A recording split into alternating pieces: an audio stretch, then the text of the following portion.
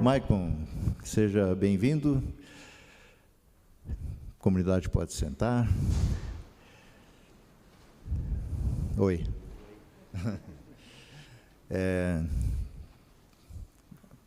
Acho que não deu para esquecer ele ainda, né?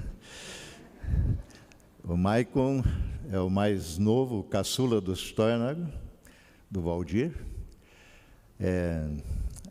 Ele continua na Noruega, quanto tempo? 12 anos. 12 anos, cara. 12 anos. E a gente tem, muitas vezes, falado dele, da Carol, dos filhos, intercedido também pelo seu ministério lá. E eles estão de visita ao Brasil e não poderíamos deixar também de ouvir a palavra do Senhor que tem colocado em teu coração aqui nessa manhã. Oramos, Senhor querido. Obrigado que Tu és um Deus que fala, ainda hoje.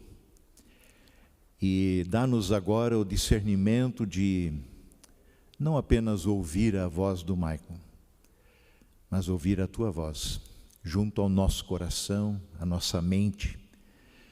Voz santa, voz de autoridade, voz de salvação, através do poder do Teu Santo Espírito. Aquilo que tens também colocado no coração do Maicon, traz junto ao nosso coração. Ministra em nossas vidas. Abençoa-nos, Senhor, no falar e no ouvir. Em nome de Jesus. Amém.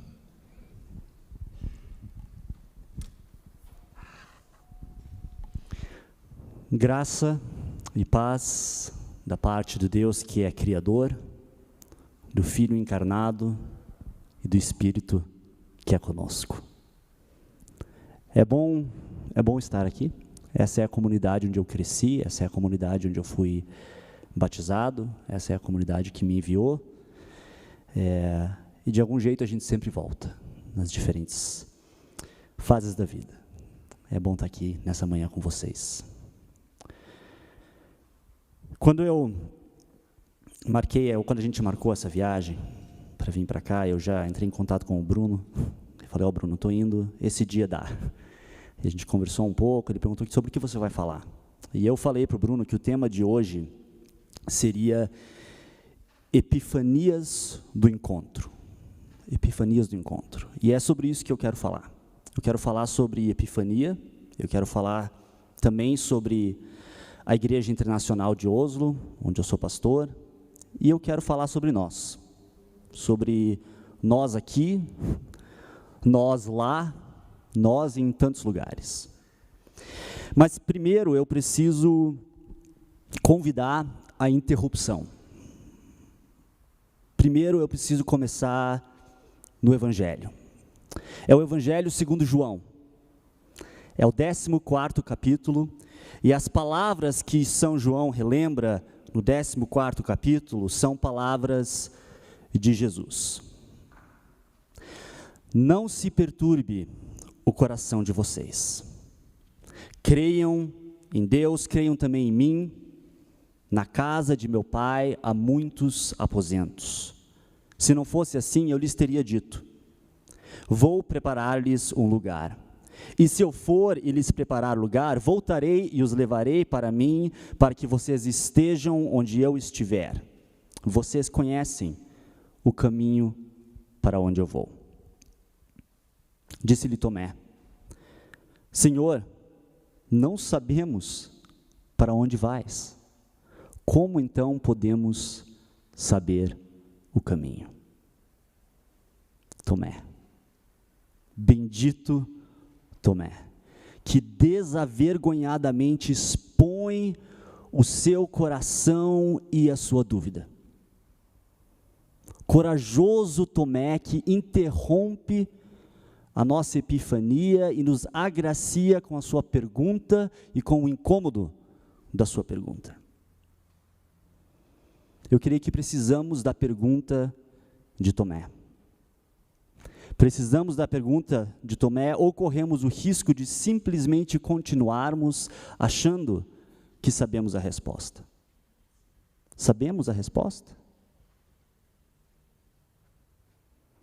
Muitos de nós sabemos o que Jesus respondeu, não é? Eu sou o caminho, a verdade e a vida, ninguém vem ao Pai a não ser por mim. Nós conhecemos o versículo, aquele versículo do 14º capítulo do Evangelho segundo João, nós conhecemos a citação que virou adesivo de carro, né, e virou quadro bordado, pendurado na casa da avó. A citação incluída entre palavras de medo em folhetos e centralizada em fundos de tela com campos de flores ou o nascer do sol.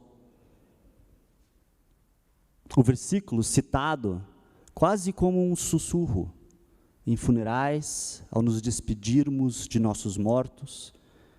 O versículo também tantas vezes gritado de púlpitos para condenar aos vivos. Sabemos a resposta? E o que é, afinal de contas, que esperamos saber? Senhor, não sabemos para onde vais, como então podemos saber o caminho? É uma boa pergunta, Tomé. É uma boa pergunta.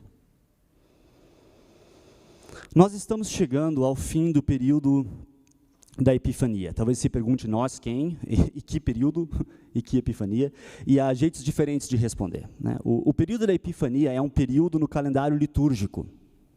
Esse calendário cíclico, seguido com algumas variações por igrejas mundo afora, que começa no Advento, né, e vai passando, e vai girando, e volta para o Natal, e a gente vai circulando, né?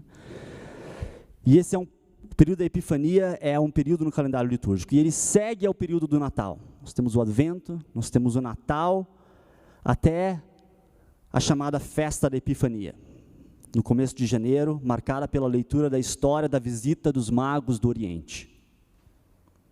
E depois disso, seguem os chamados domingos após a Epifania, e hoje é o 5º. E os diferentes períodos do calendário litúrgico, eles têm o que a gente poderia chamar de focos teológicos. E o período da Epifania, ele foca na revelação da divindade de Cristo. A revelação de Jesus Cristo como sendo o próprio Deus, a revelação do próprio Deus na pessoa de Jesus Cristo. Então, quando eu falo nós, eu poderia estar falando de nós, a Igreja de Cristo, né, espalhada mundo afora. Mas para mim, pessoalmente, o nós também ele é mais local, ele é mais íntimo, ele tem um lugar. Porque esse ano litúrgico, começando no Advento, nós estamos seguindo esse calendário litúrgico um pouco mais de perto na Igreja Internacional de Oslo. Essa não era a nossa tradição, mas a gente quis conhecer um pouco mais e passar mais tempo entendendo, conhecendo, né? Então nós estamos mais de perto acompanhando o calendário litúrgico na OIC, como a gente chama, Oslo International Church, Igreja Internacional de Oslo. E essa é uma igreja pequena, uma comunidade pequena, na capital da Noruega, em Oslo. E quando as pessoas me perguntam sobre a OIC, eu digo, olha, nosso nome não é muito original, mas ele é bem descritivo. É uma comunidade internacional, é uma comunidade de gente de tudo que é canto do mundo e de tudo que é tipo de história de fé. Ou de tentar entender o que é esse negócio de fé, né? É um lugar de encontro com gente de histórias denominacionais diferentes, histórias culturais diferentes, tradições de fé muito diferentes, jeitos de aparecer diferentes, jeitos de louvar diferentes, jeitos de perguntar diferentes, jeitos de se encontrar diferentes. E a gente se junta ali numa comunidade, né? E a gente é comunidade junto, com todas essas diferenças, com todos esses desafios, com um presbitério que tem gente de países, denominações diferentes, tentando descobrir como é que a gente pode ser igreja junto. E há 12 anos eu tenho pastoreado essa comunidade, as pessoas vêm, as pessoas vão, as crianças crescem, e eu fiquei lembrando deles hoje. Culto é um pouco mais tarde, lá às 16h, não sei que horas que isso dá agora, mas a gente lá tem uma tradição de sentar no altar com as crianças, antes deles descerem, orar com eles e essa gente toda diferente sentada junto. E esse ano, na UIC, nós começamos uma série de pregações que nós chamamos de Ciclos de Epifania. Ciclos de Epifania. E nós estamos nessa série ouvindo Jesus dizer, eu sou, no Evangelho segundo João. João usa isso, ele traz Jesus dizendo de novo, eu sou, eu sou, eu sou. E assim João conecta, né, Jesus com o eu sou, que se revela a Moisés na sarça ardente. Eu sou o bom pastor, eu sou a videira verdadeira, eu sou o pão da vida, eu sou. E com cada eu sou, João vai nos revelando esse Jesus que é um com o próprio Deus. Epifania, revelação. Mas depois de tantos eu sou lidos, memorizados, aprendidos, né? Depois de 2000 anos de cristianismo, nós corremos um risco. Nós corremos o risco de achar que a gente entendeu. Nós corremos o risco de achar que a gente sabe. Mas aí vem Tomé. Vem Tomé e interrompe a nossa epifania com a sua pergunta. Vem Tomé, honestamente, Jesus, a gente não entende o que você está dizendo. Dá para ser mais claro um pouco? Dá para explicar? Bendito Tomé, que não simplesmente balança a cabeça e faz de conta entender para não perder o status entre os discípulos ao expor a sua ignorância. Né? Corajoso Tomé, que pergunta. E Tomé não está sozinho. Ele não está sozinho na história e ele não está sozinho no texto bíblico. Filipe também dá voz à sua confusão. Embora Filipe o faça com um pedido e não com uma pergunta. Eu sou o caminho, a verdade e a vida, ninguém vem ao Pai senão por mim, diz Jesus, e ele continua, se vocês me conheceram, conhecerão também a meu Pai, e desde agora vocês o conhecem e têm visto. E Filipe não consegue conter a sua inquietude. Senhor, mostre-nos o Pai. E isso nos basta. Mostre-nos o Pai. Senhor, nos ajude a ver claramente, nitidamente. E Jesus responde, não me conheces, Filipe? Há tanto tempo estou com vocês, Filipe, e você ainda não me conhece? Como é que você diz, mostre-nos o Pai? Então, está aí. Está aí Tomé e Filipe. Agora vocês sabem a resposta, pronto, né? Comunidade do Redentor. Agora vocês sabem a resposta. Será que sabemos a resposta? Mas há uma pergunta mais profunda, eu acho, a ser feita. E ela é, de novo, que tipo de resposta nós esperamos saber? Que tipo de resposta? Que tipo de conhecimento estamos esperando adquirir? A gente pode também chegar de um outro ângulo. Vale a pena refletir sobre o que a gente faz com a pergunta, o que a gente faz com o pedido. Será que Tomé e Filipe são fracos de fé? Será que eles têm dificuldade de entender? Ou será que a honestidade de Filipe e Tomé revela algo que nós mesmos talvez tenhamos em comum com eles? Talvez um desejo por mais clareza, uma necessidade de explicações e de um direcionamento mais específico, um desejo por um tipo de certeza que seja tangível, cristalizável, palpável. E eu creio que a história de interpretação e uso desses versos de João indica que esse pode ser o caso. De minha parte, eu sei que eu compartilho desse desejo, eu compartilho dessa necessidade que Tomé e Filipe demonstram aqui. De fato, eu diria que não somente as formas como a humanidade tem se expressado religiosamente através da história, mas eu acho que também os nossos avanços na ciência, na tecnologia, dizem algo sobre esse desejo por clareza, por certeza. Queremos entender como as coisas funcionam. Queremos entender o mecanismo das coisas e nós queremos ser capazes de explicar as dimensões da natureza. Explicar de uma forma que possa ser cristalizada em máquinas, em livros, em diagramas, em folhetos explicativos.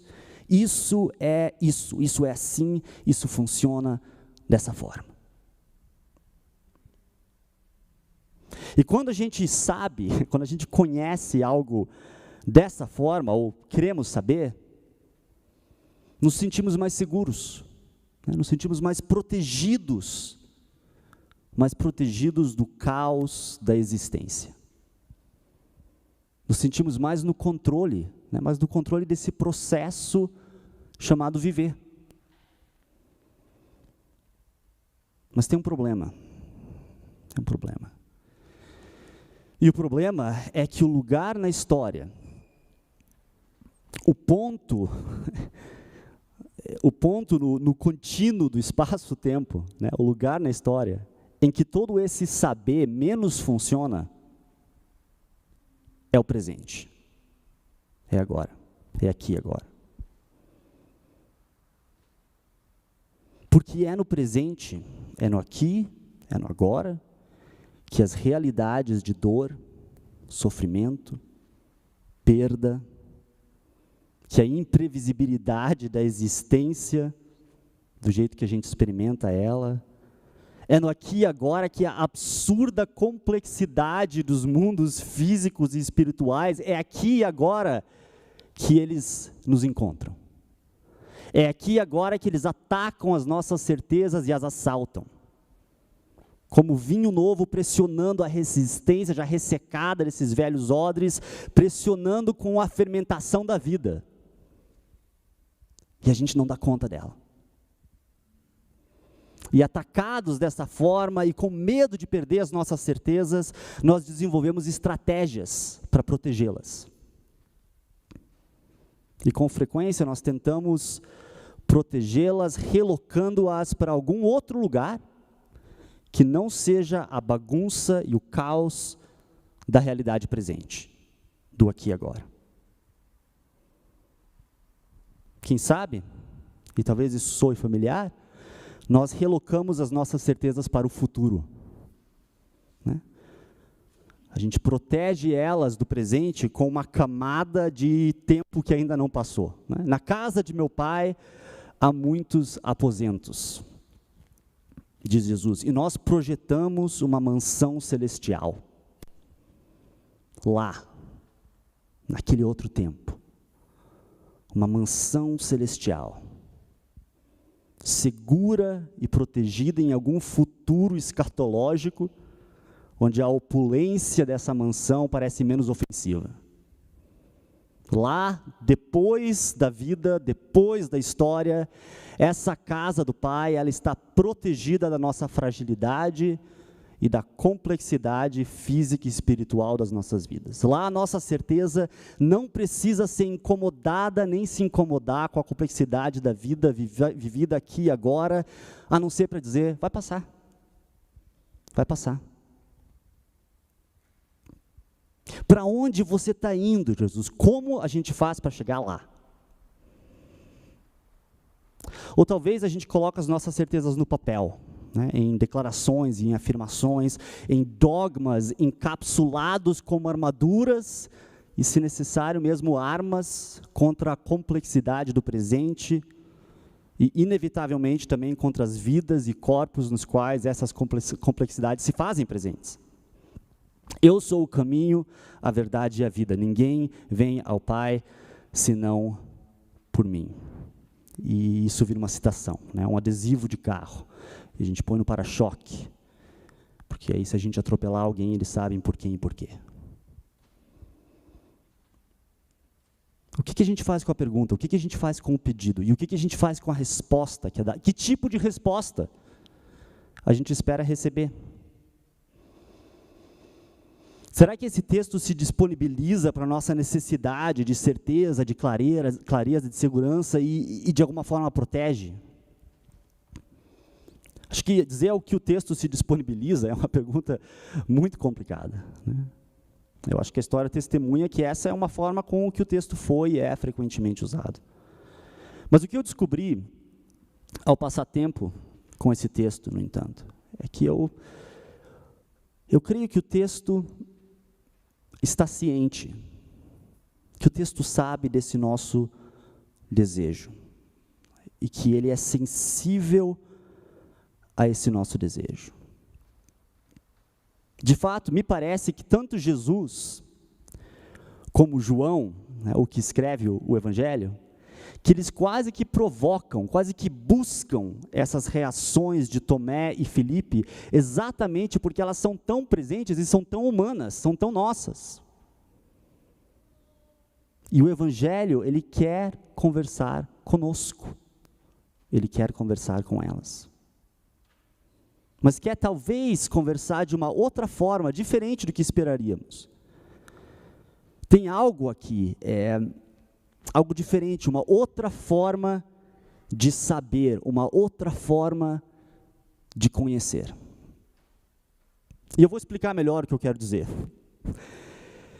Mas para isso eu preciso de novo ler o texto com vocês. E à medida que lemos, eu gostaria de convidar você a prestar atenção em como Jesus brinca com o tempo, com a temporalidade, né? Como ele muda a conjugação entre o futuro e o presente de uma forma bastante estranha, bastante peculiar.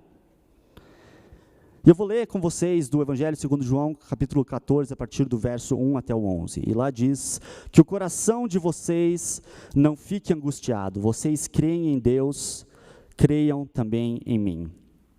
Na casa de meu pai há muitas moradas. Se não fosse assim, eu já lhes teria dito. Pois vou preparar um lugar para vocês, e quando eu for e preparar um lugar, voltarei e os receberei para mim mesmo, para que onde eu estou, vocês também estejam. E vocês conhecem o caminho para onde eu vou. Então Tomé disse a Jesus: não sabemos para onde o Senhor vai, como podemos saber o caminho? Jesus respondeu: eu sou o caminho, a verdade e a vida. Ninguém vem ao Pai senão por mim. Se vocês me conheceram, conhecerão também ao meu Pai. E desde agora vocês o conhecem e têm visto. Filipe disse a Jesus: Senhor, mostre-nos o Pai, e isso basta. Jesus respondeu: há quanto tempo estou com vocês, Filipe, e você ainda não me conhece? Quem vê a mim, vê o Pai. Como é que você diz, mostre-nos o Pai? Você não crê que eu estou no Pai e que o Pai está em mim? As palavras que eu digo a vocês, não as digo por mim mesmo, mas o Pai que permanece em mim faz as suas obras.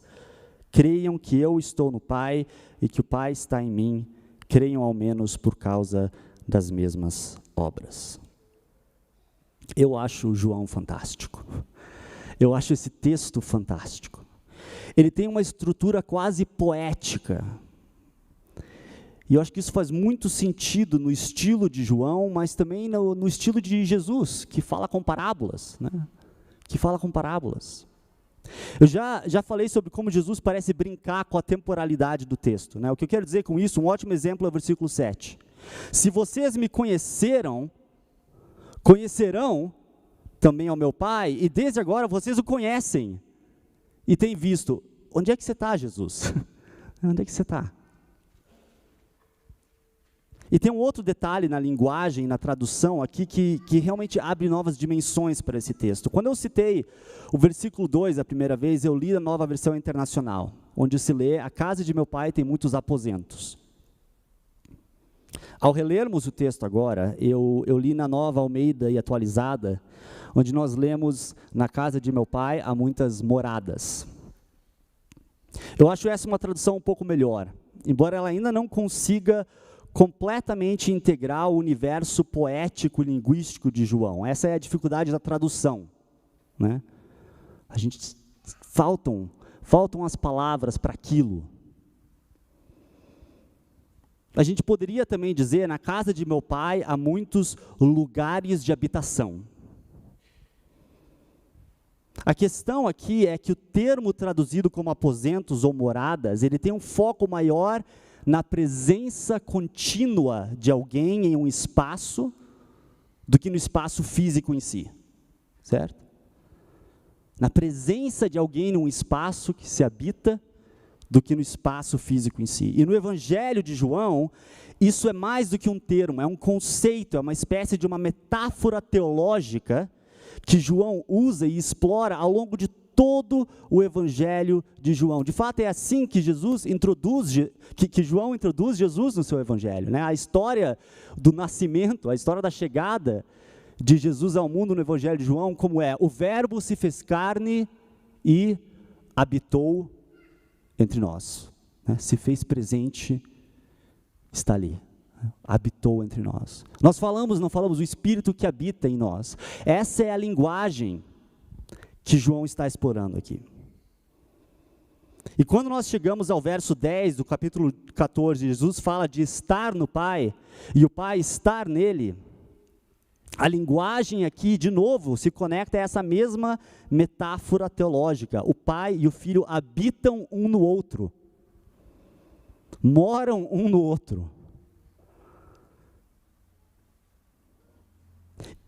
E só entendendo isso, já abre-se uma outra luz, uma outra possibilidade, uma outra perspectiva nessa afirmação de Jesus, de que na casa do meu Pai há muitas moradas, muitos lugares de habitação, muitos espaços e possibilidades para se habitar. E de repente o que nós temos diante de nós é um convite.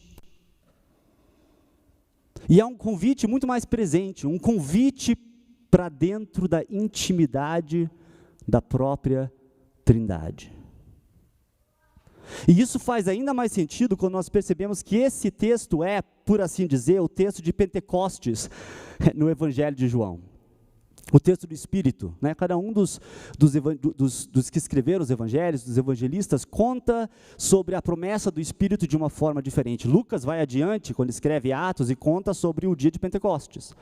João fala sobre o discurso de Jesus, sobre a promessa do Espírito, e esse texto faz parte desse discurso. É aqui que Jesus promete o Espírito que habita em nós. Quando nós percebemos isso, a estrutura poético-teológica do texto se abre diante de nós. Jesus começa com essa linguagem de espaços de morada, de habitação. Ele está no Pai, mas o Pai tem muito mais espaços de habitação que o Pai, em comunidade com o Filho, estão preparando. Preparando para quem? E se a metáfora nos confunde um pouco, né, ela não confunde só nós. Tomé quer saber onde são esses quartos. Ele quer uma certeza tangível, palpável, guardada e protegida em algum lugar. Mas Jesus responde à pergunta de Tomé de uma forma quase mística, com uma outra metáfora, que explora esse próprio desejo de Tomé de poder circunscrever um lugar específico. Mas não se trata mais de um lugar. Aí Jesus começa a falar de um caminho, né? Onde é esse lugar? Eu sou o caminho. Eu sou o caminho. Ele começa então a falar sobre conhecer, né? Sobre saber. Não era isso que Tomé tinha pedido, por uma resposta? Por conhecimento? Por algo que ele pudesse botar? Um endereço? E Jesus começa a falar sobre conhecer, sobre saber, mas esse conhecer do qual Jesus fala agora é um outro conhecer. Não é o conhecer de algo, é o conhecer de alguém. É o conhecer do outro. É uma linguagem de intimidade. É uma linguagem de relacionamento. E aí Jesus começa, né, a torcer e revirar a temporalidade e deixa todo mundo confuso. E o Felipe não aguenta essa confusão. E ele desabafa: Jesus, dá para definir melhor o Pai para nós? Dá para mostrar como o Pai realmente é? E a resposta de Jesus, ela pergunta. A resposta pergunta: O que significa conhecer alguém, Felipe? Felipe, o que significa conhecer alguém? Você consegue definir alguém com um conceito ou com uma abstração? Você consegue discernir o outro, a sua alma, o seu ser, e colocar num quadro negro? Ou é necessário que se mergulhe nesse contínuo conhecer um do outro? Nesse espaço relacional? E como a gente faz isso com Deus? Como que a gente faz isso com Deus? Como é que a gente conhece a Deus, em vez de continuar tentando a saber sobre Deus?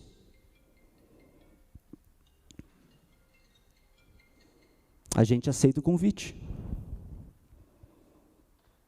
A gente aceita o convite para esse habitar mútuo da Trindade. Esse conhecer o Cristo que é presente. Onde é isso, Jesus? Eu estou aqui, Tomé. Eu estou aqui. Nós estamos aqui.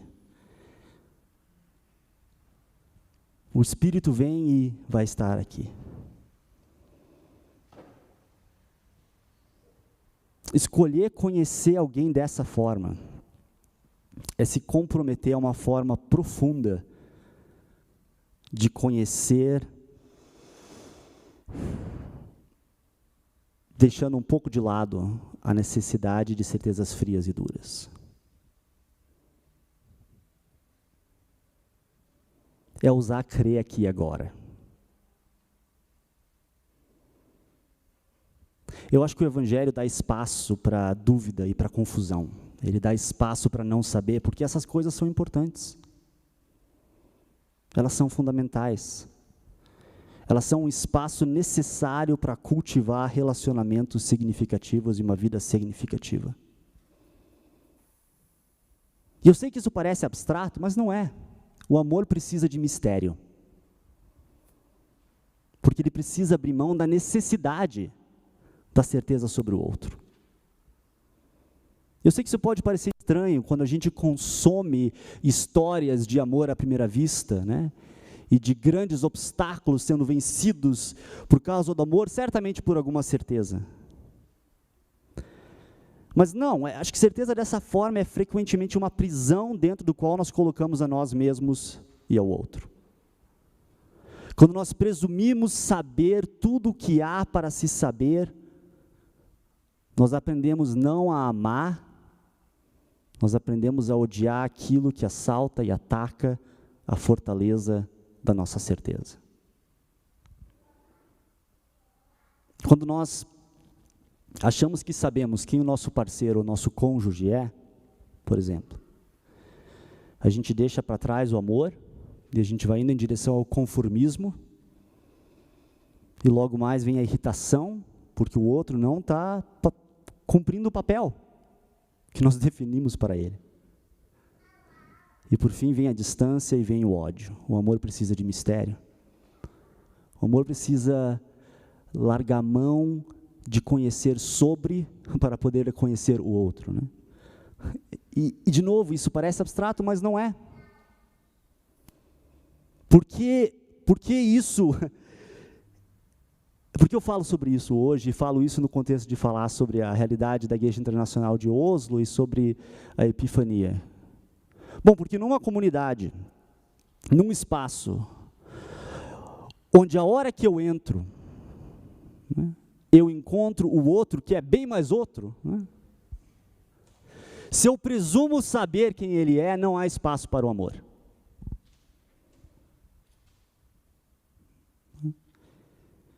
Se um russo e um ucraniano entram e sentam no banco, na Igreja Internacional de Oslo, se eles presumem saber tudo o que há para se saber sobre um russo ou um ucraniano, não há espaço para amor. Né? Se o presbiteriano e o luterano sentam juntos na mesa do presbitério para decidir sobre a realidade da igreja e presumem saber tudo o que há para se saber um sobre o outro, não há espaço para amor. Se o branco e o preto, carregando todas as suas histórias de opressão e agressividade, sentam juntos no espaço e acham que sabem tudo que há para se saber sobre o outro, já fecharam num conceito, não há espaço para amor. Não há espaço para comunidade. Não há lugares de habitação em Deus ou um no outro. Há portas fechadas. Essa é a dificuldade, né? Essa é a dificuldade. E eu, às vezes, digo que eu acho que a UIC nunca vai ser uma igreja grande. Não vai, porque é difícil, gente, é difícil.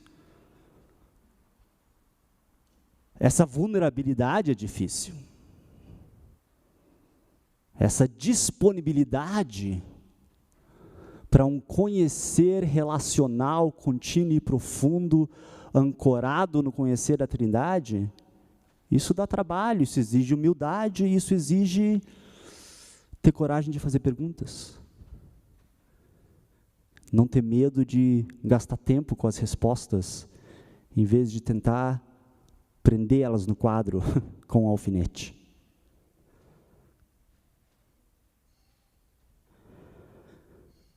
Eu acho que o mundo precisa disso. Nós precisamos disso, né? Da possibilidade de aceitar esse convite de Cristo e de deixar Ele transformar como nós encontramos a Deus e como nós encontramos um ao outro. Talvez até como nós nos encontramos no espelho.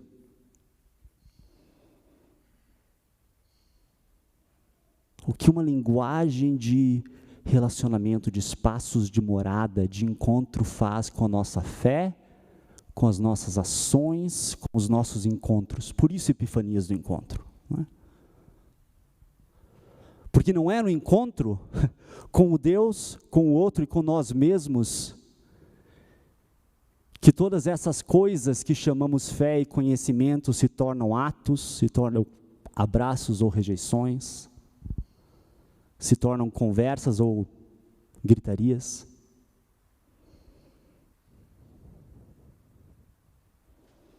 Eu tenho aprendido a abraçar o mistério, porque ele me liberta das minhas certezas virarem armas, das minhas dúvidas virarem fantasmas, não é? Eu acho que há mistério nas palavras de Jesus em João, e há amor.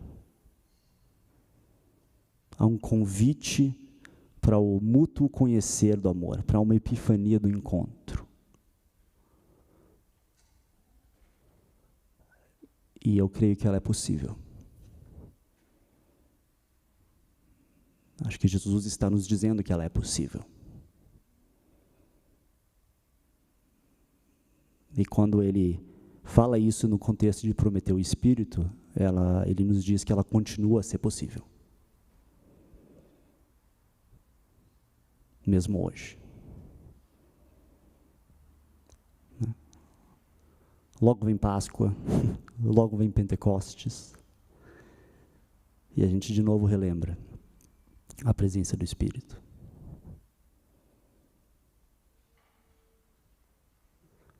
Como que ela muda os nossos encontros.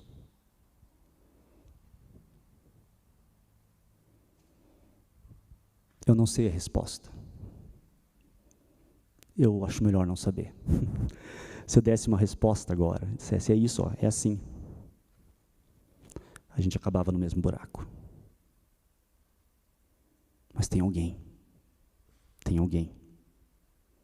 que nos convida para caminhar juntos.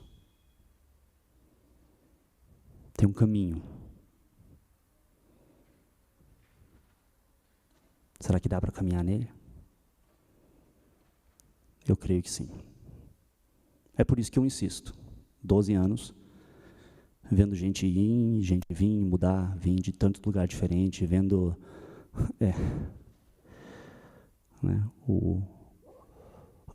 a diversidade do mundo sentada no banco. Eu preciso crer que no coração do Pai há lugares de habitação para cada um de nós. E que o amor do Pai pode criar no meu coração lugares de habitação para o outro. Vamos orar.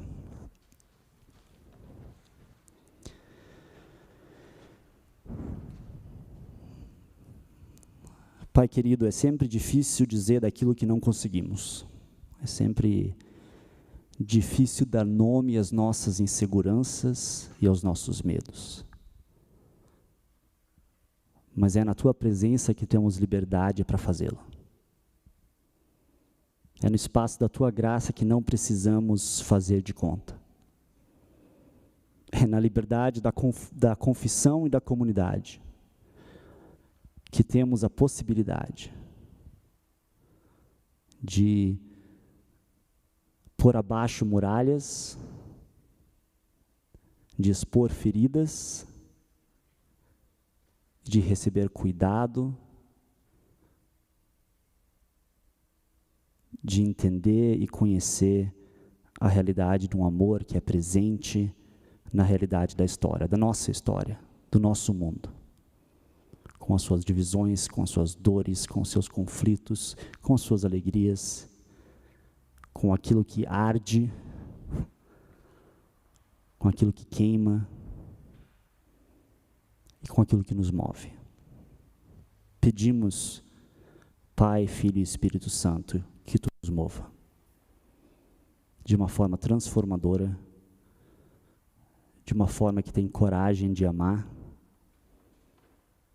e tem coragem de rejeitar o ódio, que tem coragem de encontrar o outro.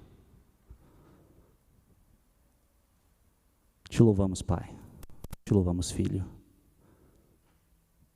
Te louvamos, Espírito.